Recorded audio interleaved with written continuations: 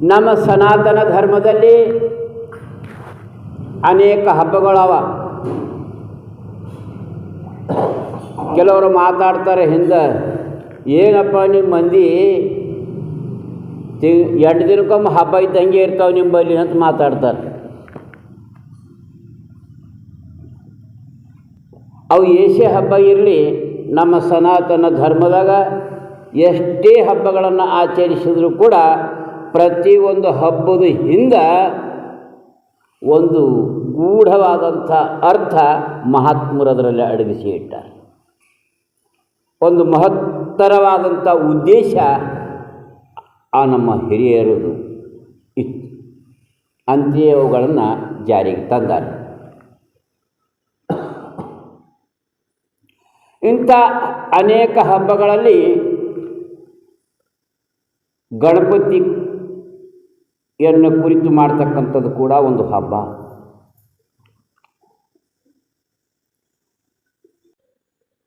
ಗಣಪತಿ ಅಂದ ಕೂಡಲೇ ಹೊಟ್ಟೆ ದೊಡ್ಡದು, ಕಿವಿಗಳು ದೊಡ್ಡವು, ಮತ್ತು ಸೊಂಡಿ, ಹಿಂಗೆ ಅನೇಕ ಲಕ್ಷಣಗಳು ಗಣಪತಿ ಬಗ್ಗೆ ಹೇಳಿದ್ರೆ ಅವತ್ತಿನ ದಿವಸ. ಗಣಪತಿಯ ವಾಹನ ಇಲಿ ಅಂತ ಹೇಳಿದ್ರು. ಅದರಾಗ ಒಂದು ಇವತ್ತು ಸೊಂಡಿ ಬಗ್ಗೆ ಮಾತಾಡೋಣ. ಅದ್ರದ್ದು ಸೊಂಡಿಲಿ ಏನದಲ್ಲ, ಅದ್ರದ್ದು ಏನು ಅರ್ಥ ಅದ. ಯಾಕಂತ ಈ ಮಾತು ಯಾಕೆ ಮಾತಾಡೋದು ಅಂದ್ರೆ, ಗಣಪತಿ ಬಗ್ಗೆ ಕಾಲ್ಪನಿಕ ಅದ, ಇದರಲ್ಲಿ ಏನು ಮತಲಬಿಲ್ಲ ಅನ್ನುವಷ್ಟರ ಮಟ್ಟಿಗೆ ಕೆಲವರು ಮಾತಾಡ್ತಾ ಇರ್ತಾರೆ. ಆದರೆ ಅದರಲ್ಲಿ ಭಾಳ ದೊಡ್ಡ ಅರ್ಥ ಅಡಿಗೆ ಅದು.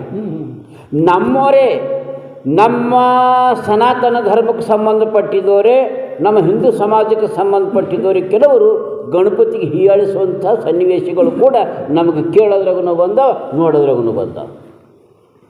ತಿಳಿದಾರ್ದವ್ರು ಗಣಪತಿ ಹಬ್ಬ ಮಾಡ್ತಾರೆ, ಹುಚ್ಚುಗಳು ಅಂತ ಏನೇನೋ ಮಾತಾಡ್ತಾರೆ.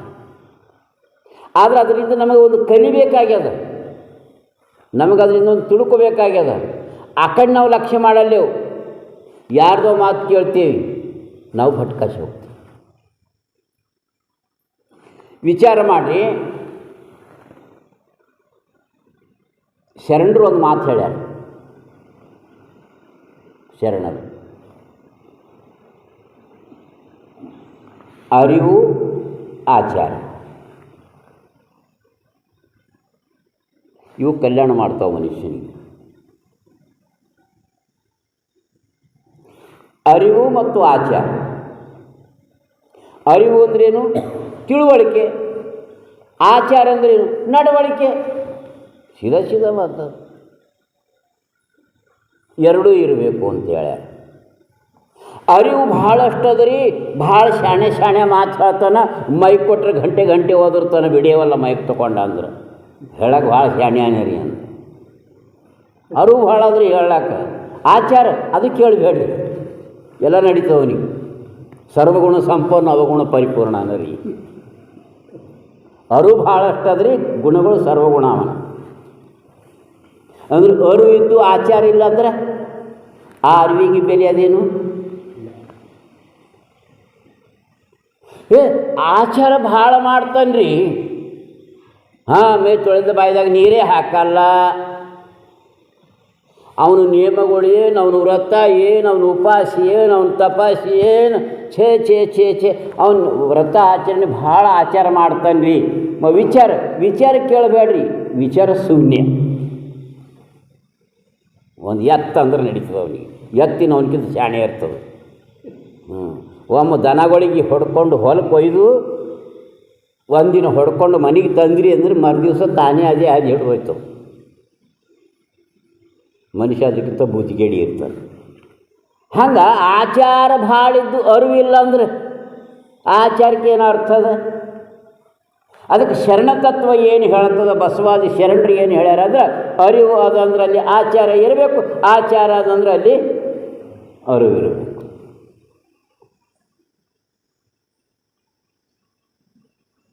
ಮನುಷ್ಯ ಶರೀರಕ್ಕೆ ಚಲೋ ಅಂತ ಯಾರಿಗಂತ ಸುದೃಢ ಉಪಯೋಗಿ ಯಾರು ಅಂತ ಕೇಳಿದ್ರೆ ಕಣ್ಣು ಇರಬೇಕು, ಕಾಲು ಇರಬೇಕು.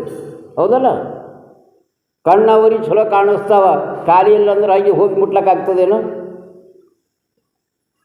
ಎಲ್ಲಿಗೋ ಹೋಗೋದದ, ಕಣ್ಣಾವ ಕಾಲಿಲ್ಲ ಅಂದ್ರೆ ನಡೆದು ಹೋಗ್ಲಕ್ಕಾಗ್ತದ? ಆಗಲ್ಲ. ಒಂದು ವೇಳೆ ಕಾಲು ಚಂದವ್ರಿ ನಡ್ಲಿಕ್ಕ, ಕಣ್ಣಿಲ್ಲ ಅಂದ್ರೆ ಅವು ಎಲ್ಲಿ ಹೋಗಿ ಮುಟ್ಟಬೇಕು? ಕಣ್ಣಿದ್ರೆ ಕಾಲೂ ಇರಬೇಕು, ಕಾಲಿದ್ರೆ ಕಣ್ಣೂ ಇರಬೇಕು. ಕಣ್ಣು ಕಾಲು ಎರಡು ಇದ್ರೆ ಆ ಮನುಷ್ಯ ಎಲ್ಲಿಗೆ ಹೋಗಿ ಮುಟ್ಟಬೇಕು, ಅಲ್ಲಿಗೆ ಮುಟ್ಲಿಕ್ಕೆ ಹೆಂಗೆ ಸಾಧ್ಯ? ಅದು ಹಂಗೆ ಅರಿವು ಮತ್ತು ಆಚಾರ ಇದ್ದರೆ ಅಲ್ಲಿ ಮೋಕ್ಷಕ್ಕೆ ಹೋಗಿ ಮುಟ್ಲಿಕ್ಕೆ ಬರ್ತದೆ. ಅದಕ್ಕೆ ಎರಡು ಇರಬೇಕು, ಅರಿವು ಆಚಾರ ಎರಡು ಇರಬೇಕು ಅಂತ ಹೇಳ್ಯಾರ ಶರಣರು.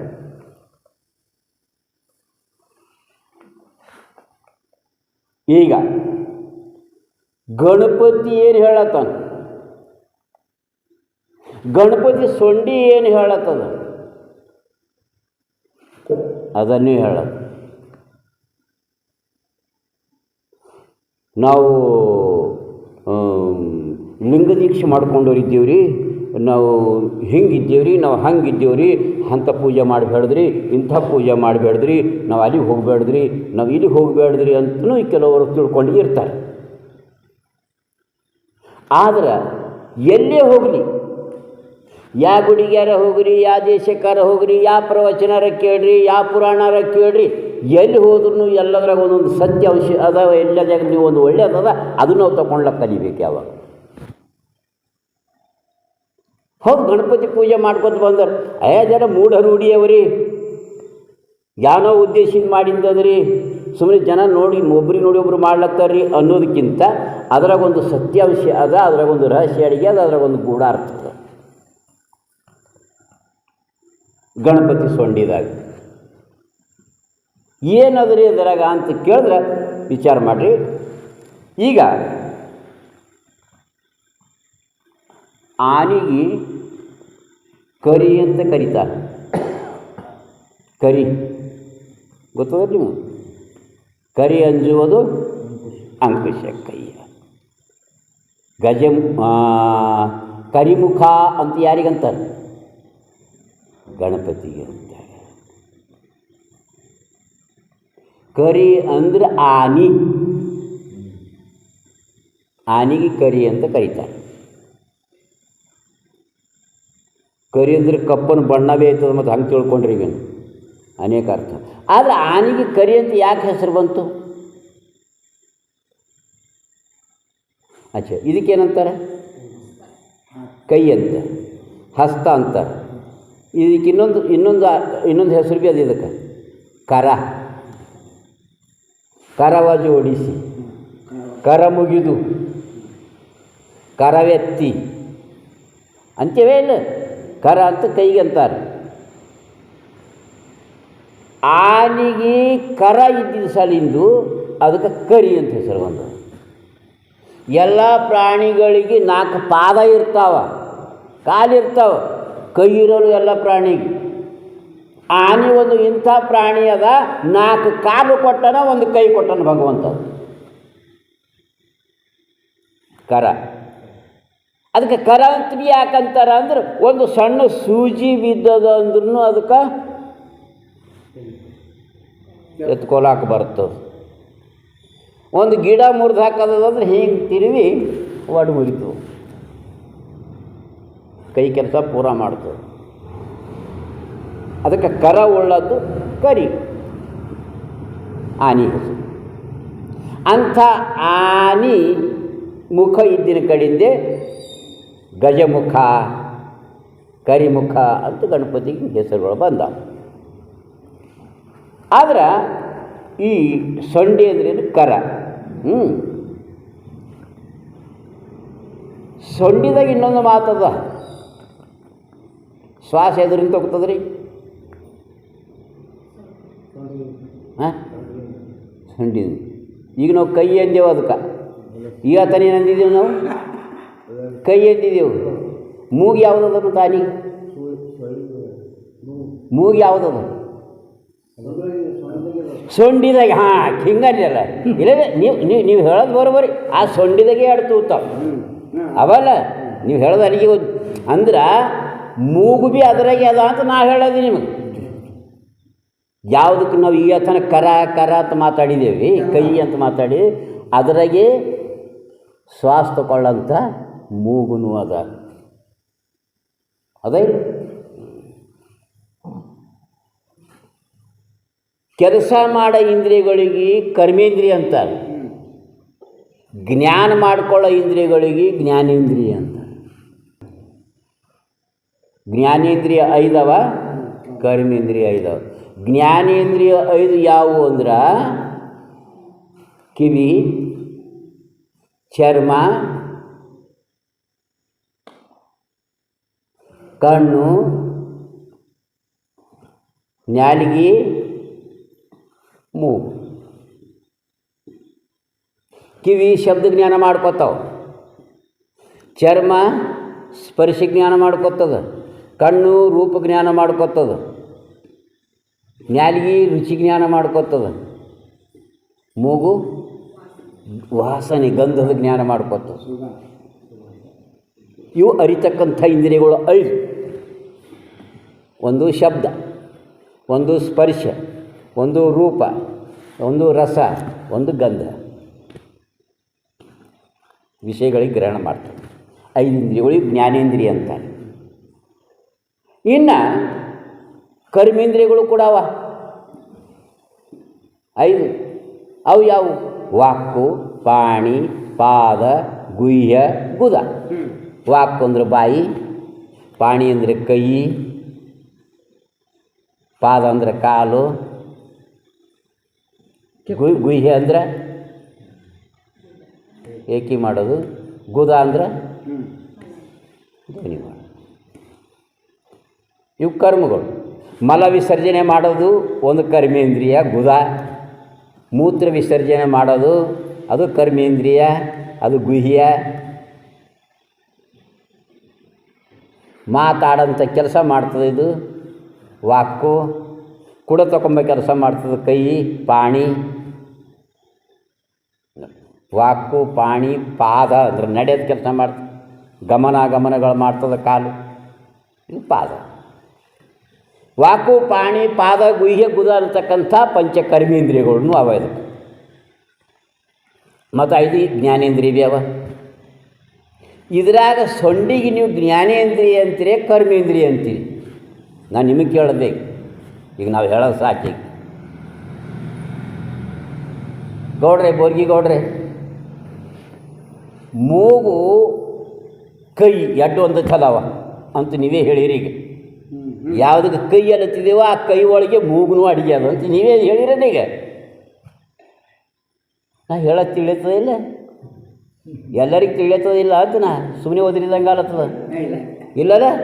ಅಂದ್ರೆ ಯಾವುದಕ್ಕೆ ಕೈ ಅಂತೀವಿ, ಕೈ ಅಂದಾಗ ಅದು ಏನದ್ರಿ? ಕರ್ಮೇಂದ್ರಿಯ ಆಯಿತು. ಮೂಗಂದಾಗ ಜ್ಞಾನೇಂದ್ರಿಯ ಆಯಿತು. ಒಂದೇ ಇಂದ್ರಿಯದ ಸೊಂಡಿಲು ಅದರಾಗ ಕೈ ಅಂತಕ್ಕಂಥ ಕರ್ಮೇಂದ್ರಿಯನೂ ಅದೇ ಅದ, ಮೂಗು ಅನ್ನತಕ್ಕಂಥ ಜ್ಞಾನೇಂದ್ರಿಯನೂ ಕೂಡ ಅದೇ ಅದ. ಅಂದ್ರೇನು? ಸೊಂಡಿಲು ಜ್ಞಾನೇಂದ್ರಿಯ ಕರ್ಮೇಂದ್ರಿಯಗಳ ಮಿಲನದ. ಅರು ಮಾಡ್ತಕ್ಕಂಥ ಇಂದ್ರಿಯಗಳು, ಕರ್ಮ ಮಾಡ್ತಕ್ಕಂಥ ಇಂದ್ರಿಯ ಎಡ್ಡು ಒಂದೇ ತಲೆ ಅವು. ಮೂಗು ಅಂಥದ್ದು ಗಂಧ ಜ್ಞಾನ ಮಾಡ್ಕೊಳ್ತಕ್ಕಂಥ ಜ್ಞಾನೇಂದ್ರಿಯದ, ಮತ್ತು ಕೆಲಸ ಮಾಡ್ತಕ್ಕಂಥ ಕರ್ಮೇಂದ್ರಿಯ ಕೈನೂ ಅದೇ ಅದ. ಅಂದರೆ ಜ್ಞಾನೇಂದ್ರಿಯ ಕರ್ಮೇಂದ್ರಿಯಗಳದು ಮಿಲನದು. ಅಂದರೆ ಅರು ಮಾಡ್ಕೊಳ್ತಕ್ಕಂಥ ಜ್ಞಾನೇಂದ್ರಿಯ ಅಂದ್ರೇನು? ಅರಿವು. ಕರ್ಮೇಂದ್ರಿಯ ಅಂದ್ರೇನು? ಆಚರಣೆ. ಅರಿವು ಮತ್ತು ಆಚಾರ ಒಂದೇ ಕಡೆ ಇರಲಿ ಅಂತ ಉಪದೇಶ ಮಾಡ್ತದೆ ಸೊಂಡಿ. ನಮ್ಮ ಶರಣ ತತ್ವನೇ ಉಪದೇಶ ಮಾಡ್ಲತ್ತದ ಅದು. ಗಣಪತಿಗೆ ಹಂಗೆ ತಿಳ್ಕೊಬೇಡ್ರಿ. ಶರಣರೇ ನಮೋ ನಮ, ನಿಮಗೆ ಶರಣಾರ್ಥಿಗಳು. ದಯಮಾಡಿ ಗಣಪತಿಗೆ ತಪ್ಪು ತಿಳ್ಕೊಬೇಡ್ರಿ. ಗಣಪತಿ ಅಂದ್ರೆ ಶರಣ ತತ್ವವನ್ನು ಉಪದೇಶ ಮಾಡ್ತದೆ. ಗಣಪತಿ ಸೊಂಡಿ ಏನು ಹೇಳತ್ತದ, ಜ್ಞಾನೇಂದ್ರಿಯ ಮತ್ತು ಕರ್ಮೇಂದ್ರಿಯ ಎಡ್ಡು ಒಂದ್ಸಲಿ ಇದ್ದು ಅದು ಸಂದೇಶ ಏನು ಕೊಡ್ತದೆ ನಮಗೆ ಅಂದ್ರೆ, ನಿಮ್ಮಲ್ಲಿ ಆಚಾರನೂ ಇರಲಿ, ನಿಮ್ಮಲ್ಲಿ ಅರಿವೂ ಇರಲಿ. ಅರಿವು ಇದ್ರೆ ಅದಕ್ಕೆ ತಕ್ಕಂತೆ ಆಚರಣೆ ನಿಮ್ಮಲ್ಲಿ ಬರಲಿ, ಆಚಾರ ಬಹಳಷ್ಟು ಇದ್ರೂ ಅದಕ್ಕೆ ತಕ್ಕಂತೆ ನಿಮ್ಮಲ್ಲಿ ಅರಿವು ಇರಲಿ. ಅರಿವು ಆಚಾರ ಎರಡು ಕೂಡಿದಾಗ ಮಾತ್ರ ನಿಮ್ಗೆ ಮುಕ್ತಿ ಅದ, ಸದ್ಗತಿ ಅದ ಅಂತ ಸಂದೇಶ ಕೊಡ್ತದೆ ಗಣಪತಿದು ಸೊಂಡಿ. ಇನ್ನು ಇದರಂತೆ ಕಿವಿ ಅವು ಏನು ಹೇಳ್ತಾವೆ ಅದು ಹೇಳೋಕ್ಕೆ ಈಗ ಟೈಮ್ ಇಲ್ಲ. ಹೊಟ್ಟಿದ್ದು ಹೊಡೆದದ ಗಣಪತಿದು, ಅದು ಏನು ಹೇಳ್ತದೆ ಅದು ಹೇಳೋಕ್ಕೆ ಟೈಮ್ ಇಲ್ಲ. ಈಗ ಇಷ್ಟು ಸೊಂಡೆದು ಒಂದು ಸಾಕು. ಈ ಸೊಂಡಿನಿಂದ ನಾವು ಏನು ತಿಳ್ಕೊಂಡೇವಿ, ಅರಿವು ಇರಬೇಕು, ಆಚಾರ ಇರಬೇಕು, ಅಂದರೆ ನಡವಳಿಕೆನೂ ಇರಬೇಕು. ಅಲ್ಲ, ಹೊಟ್ಟಿ ಭಾಳ ದೊಡ್ಡದ, ಲಂಬೋದರ. ಲಂಬೋದರ, ಉದರ ಅಂದರೆ ಹೊಟ್ಟಿ, ಲಂಬೋದರ ದೊಡ್ಡ ಹೊಟ್ಟಿ ಇದ್ದಂಥ ಗಣಪತಿಯೇ. ಹೊಟ್ಟಿ ದೊಡ್ಡದಿರ್ಬೇಕು ರೀ. ಗಣಪತಿ ಏನು ಹೇಳತ್ತಾನ, ನೀವೇನು ಸಂಸಾರದಾಗ ಇದ್ದೀರಿ, ನಿಮ್ಮ ಹೊಟ್ಟಿ ದೊಡ್ಡದಿರಲಿ ಅಂತ. ಹೊಟ್ಟಿ ದೊಡ್ಡದಿರಲಿ ಅಂದ್ರೆ ರೊಟ್ಟಿ ಜಾಸ್ತಿ ಹೊಡೀರಿ ಅಂತ ಅಲ್ಲ, ಅನ್ನ ಜಾಸ್ತಿ ತಿನ್ನಿರಿ ಅಂತ ಅರ್ಥ ಅಲ್ಲ. ಹೊಟ್ಟಿ ಅಂದರೆ ಅರ್ಥ ಏನು? ಹೊಟ್ಟಿ ಅಂದರೆ ತಿಳಿತದೆ ನಿಮ್ಗೆ? ಹೊಟ್ಟಿ ಅಲ್ಲ, ಹಾಂ, ಚೀಲ ತುಂಬೋದು. ಹೊಟ್ಟಿ ಅನ್ನೋದಕ್ಕೆ ಇನ್ನೊಂದು ಅರ್ಥ ಅದ. ಇಕ್ಕ ಜಟಪ್ಪ, ನಾ ಮಾತಿಗೆ ನಿಮ್ಮ ಮುಂದೇನು ಹೊಡೆದೀನಿ, ಈ ಮಾತು ನಿಮ್ಮ ಹೊಟ್ಟೆಗೆ ಹಾಕೋಬೇಕು ನೋಡ್ರಿ. ಆ ಹೊಟ್ಟಿ ಜಗದಾಗ ಒಳ್ಳೇದು ಬಿ ಕೇಳೋದು ಬರ್ತದೆ, ಪ್ರಸಂಗ ಕೆಟ್ಟದ್ದು ಬಿ ಕೇಳೋದ್ರಾಗ ಬರ್ತದೆ. ನಿಮಗೆ ಬೇಕಿದ್ರೆ ಹೇಳ್ತದೆ ಕಿವ್ಯಾಗ, ಬೇಕಿದ್ರೆ ನಿಮ್ಮ ಕಿವಿಗೆ ಜಬರಸ್ತಿ ಬೀಳ್ತವೆ. ಎಲ್ಲ ಹೊಟ್ಟೆಗೆ ಹಾಕೋಬೇಕು, ಹೊಟ್ಟೆಗೆ ಇಟ್ಕೋಬೇಕು. ಆ ಹೊಟ್ಯಾಗ ಕಿವಿನಿಂದ ಒಳಗೆ ಹೊಟ್ಯಾಗ ಬಿದ್ದದಲ್ಲ, ಅದು ಯಾರ್ಯಾರಿಗೆ ಬದಹಜಮಿ ಆಯಿತು, ಮತ್ಲಿ ಆಯಿತು. ಮತ್ಲಿ ಅಂದ್ರೆ ಏನು? ವಾಂತಿ ಅಂದ್ರೆ ಹೊರಗೆ ಬಂದು ನಿಂತ್ಕೊಂತಾರೆ. ಮತ್ಲಿ ಅಂದ್ರೆ ಏನು? ಢೋಳಿಸ್ತದ ಅಂತ. ಹಾಂ, ಯಾಗ್ಯಾಗ ಹೇಳಿ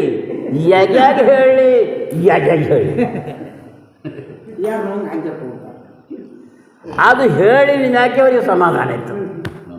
ಅಂಥ ಹೊಟ್ಟಿ ಇರಿಬ್ಯಾಡ್ದು. ಏನೆಲ್ಲ ಕೇಳೋದ್ರಾಗ ಬಂದ್ರು ಅವ್ರವ್ರ ಹಣೆ ಬರ್ತಿ ಏನದು, ಅವ್ರ ಸಂಕಟ, ನಮ್ಮದು ನಮ್ಮ ಸಂಕಟ. ಯಾರು ತಗೊಂಡು ನಮಗೇನು ಮಾಡೋದದ? ನಾವು ಅದು ಕೇಳೋ ಅಪೇಕ್ಷೆನೇ ಇದ್ದಿಲ್ಲ. ಸುಮ್ಮನೆ ಏನೋ ಕಿವ್ಯಾಗ ಬಿತ್ತು, ಒಬ್ಬ ಕೇಳೋದೇ ಹೇಳ್ತಾನೆ ಬಂದು, ನೀವು ಕುನೋದಿಲ್ಲ, ಅವ್ರ ಮನ್ಯಾಗ ಹಿಂಗಾಗ್ಯದ. ನಾವು ಕೇಳಿಲ್ಲ, ನಿಮ್ಗೆ ಕುನೋದಿಲ್ಲ ರೀ, ಯಾನ್ರಿ ನಿಮ್ಗೆ ಕುನಿಲ್ಲ ಅಪ್ಪ, ಊರಾಗಿದ್ದೀವಿ, ನೀವು ಊರಾಗಿನ ಸುದ್ದಿನಪ್ಪ ಏನಾಗಿದೆ, ನೀವು ಕೇಳಕ್ಕೆ ಹೋಗಿಲ್ಲ ರೀ, ಸುಮ್ಮನೆ ಅವ ಕೆದರಿ ಇವನಿಗೆ ಕೆಣಕಿ ಇವನಿಗೆ ಕಡಿ ಮಾಡಿ ಕಿವಿಯಾಗ ಹಾಕಿ ಹೋಯ್ತಾನೆ.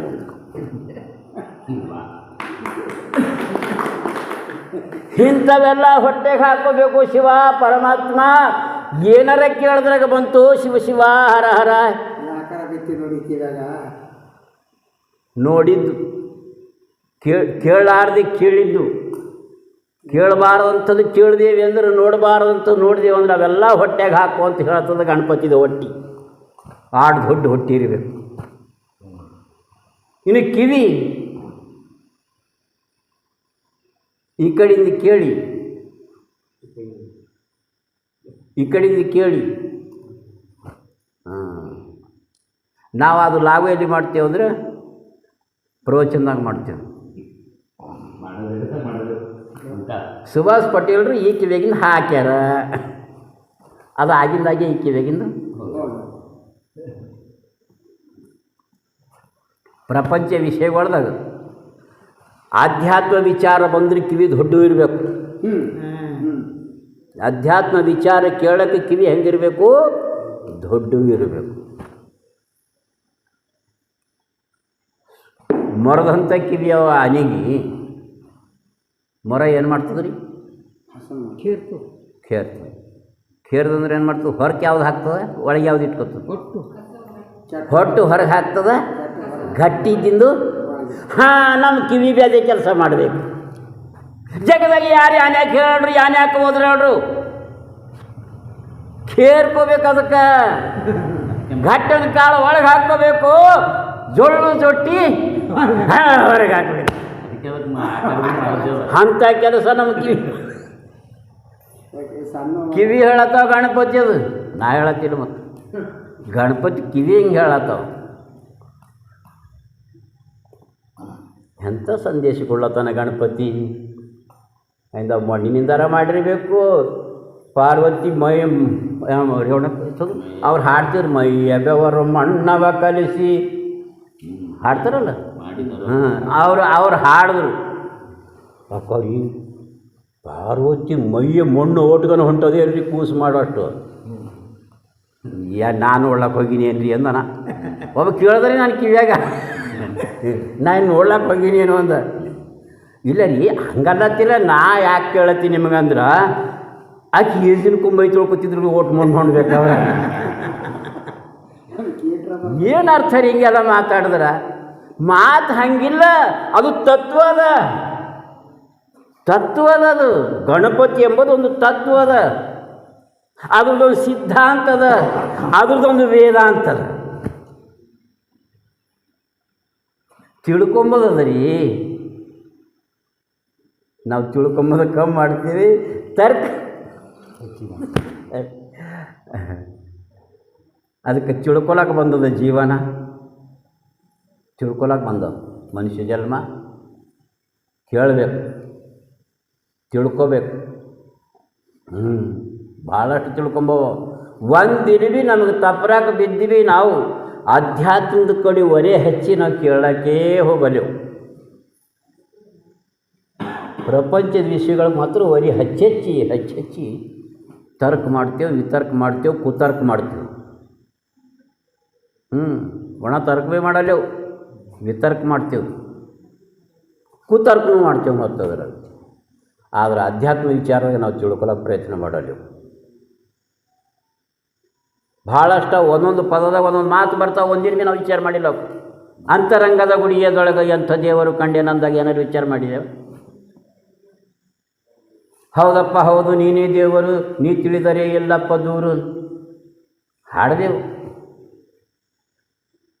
ಏನೆಲ್ಲ ಹಾಡ್ಲತ್ತಿದ್ದೇವೆ, ಏನೆಲ್ಲ ಕೇಳತ್ತಿದ್ದೀವಿ. ಕೇಳಿದಕ್ಕೆ ಭೀ ನಾವು ವಿಚಾರ ಮಾಡ್ಲತ್ತಿಲ್ಲ, ಸ್ವತಃ ಕಲಿತು ಹಾಡಿದಕ್ಕೆ ಭೀ ನಾವು ವಿಚಾರ ಮಾಡ್ಲತ್ತಿಲ್ಲ. ವಿಚಾರ ಪ್ರಧಾನ ಮಾನವ ಶರೀರದ ವಿಚಾರ ಮಾಡ್ಲಾಕ ಬಂದದ, ವಿಚಾರ ಮಾಡಬೇಕು. ತಿಳ್ಕೊಳಕ್ಕೆ ಶರೀರ ಬಂದದ, ತಿಳ್ಕೊಬೇಕು. ಅರಿವಿನ ಜನ್ಮ ಇದೆ, ಅರಗೇಡಿ ನರ ಜನ್ಮಕ್ಕೆ ಅರು ಬರುಲಾಕೆ ಗುರು ಬೇಕಿದಕ್ಕೆ ಅಂತ ಶರಣರ ಸಂಘದಾಗ ಕೂಡಬೇಕು. ಸದಾಚಾರ ಸದ್ವಿಚಾರಗಳು ಮನುಷ್ಯನಲ್ಲಿ ಬರಬೇಕು, ಸಚ್ಚಿಂತನೆ ಮಾಡಬೇಕು. ತಿಳ್ಕೊಳಕ್ಕೆ ಬಂದಿದ್ದು ಶರೀರದ, ಅದಕ್ಕೆ ಈ ಶರೀರ ಸಿಕ್ಕಾಗ ನಾವು ತಿಳ್ಕೊಂಡು ಮಾನವ ಜನ್ಮ ಧನ್ಯ ಮಾಡ್ಕೊಳ್ಳುವಂಥ ಸದ್ಬುದ್ಧಿ ಸದ್ಗುರುನಾಥ ನನಗೂ ಕೊಡಲಿ. ಆ ಶರಣಬಸವೇಶ ನಿಮ್ಮೆಲ್ಲರಿಗೂ ಕೊಟ್ಟು ಕಾಪಾಡಲಿ ಅಂತ ಕೇಳಿಕೊಂಡು ನಾನು ಎರಡು ಮಾತಿರಿ ಮುಗಿಸ್ತೀನಿ. ಶರಣಬಸವೇಶ್ವರ ಮಹಾತ್ಮ ಕೀ